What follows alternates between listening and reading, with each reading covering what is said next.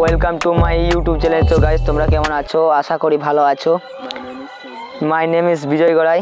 তো আমি বাঁকুড়া জেলায় ছোট গ্রাম থেকে বিলং করছি। তো গাইস আমি এখন তোমাদেরকে একটা ভিডিও দেখাচ্ছি, অসাধারণ ভিডিও।